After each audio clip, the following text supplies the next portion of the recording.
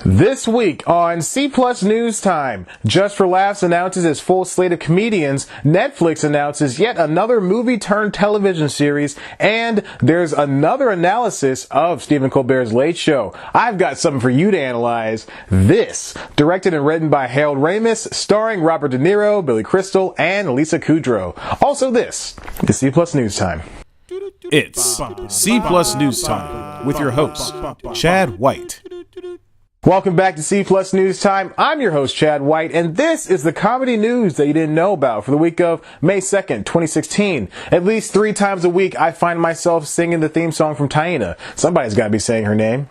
There wasn't much in the way of news this week, so let's get right on with what we got. First up, Just for Laughs announced its slate for its 2016 festival. Taking place from Wednesday, July 13th to Sunday, July 31st, the Just for Laughs festival will include comedy people like David Cross, Louis Black, Tony Hale, Maria Bamford, Julia Louis-Dreyfus, Hannibal Buress, Nikki Glaser, Scott Aukerman, and way more than I can fit in this video. Tickets are already on sale for the Montreal-based festival. Next up, a series based on the 2014 indie movie Dear White People is in the works at Netflix. The movie followed the exploits of a group of black students at a prestigious white university.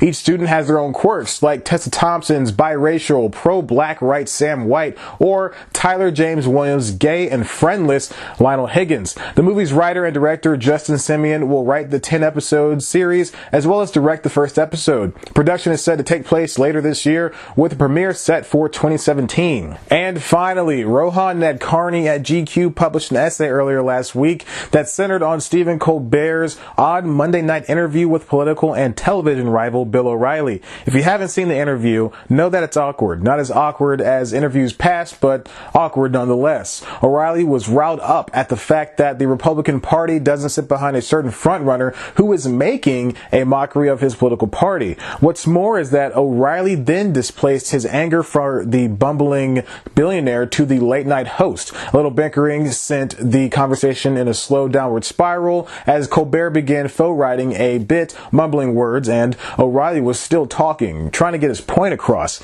He even brought up that had Colbert made a certain comment on a comedy channel, i.e. Comedy Central, then he would have been taken off air immediately.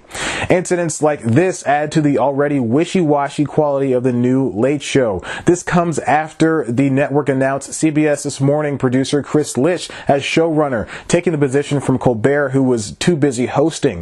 The GQ article goes on to say that the show has no clear direction forward, an aspect that a show like this so desperately needs. They go on to compare Colbert's character from the Colbert Report to the host he's trying to be, saying that the character lacks respect for O'Reilly, which makes sense because Colbert was essentially doing a cartoon version of O'Reilly, who would never be in on the joke anyway. But last Monday's Colbert is a man trying to host a talk show while also managing to fit in a few quips along the way.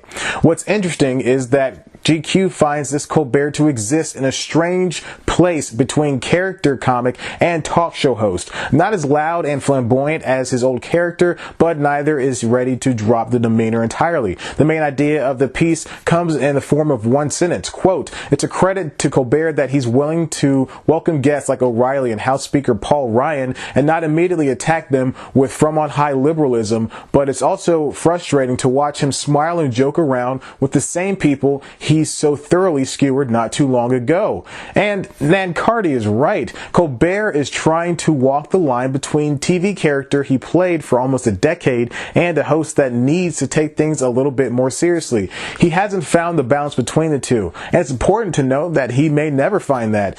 He's eventually going to sway in one direction. Fallon is the cheery guy, Kimmel's the viral guy, Larry Wilmore is the black guy. Colbert cannot possibly exist as the political guy and the fan favorite character guy. That is unless the show finds its footing. Perhaps it came at an odd time during the presidential elections, forcing the show to focus mainly on jokes and interviews concerning the topic. What's going to happen next February when we have a new president and 30 minutes of show won't have frontrunners or pundits or whatever the heck to make fun of? The Late Show is good, but it needs an identity that viewers, Colbert, and CBS can agree with. Maybe Colbert, Nadkarni suggests, needs a long-form interview interview show with business and politics-based guests like Joe Biden and Bumble app creator, but that would end up squandering Colbert's other great aspects like talking to his audience. In the end, it'll be better if Litch, Colbert, and CBS find the Late Show's voice. It doesn't have to be the loudest one on YouTube, just the smartest. And that's all the news I have for you for this week on C Plus News Time. Why don't you subscribe and check out one of our other videos? As always, you can head to the website cpluscomedy.com. We've got the latest news, reviews, features, interviews, and other good comedy bits that only I can provide you with. You can follow us on Twitter at cpluscomedy. Follow me on Twitter at ChadBlackWhite. Like us on Facebook. Tumble with us on Tumblr. And let's sing a song to end the video. No, I'm not going to sing. I don't want to get... Yeah. Okay. Bye. Jesus. That's a 6-minute video.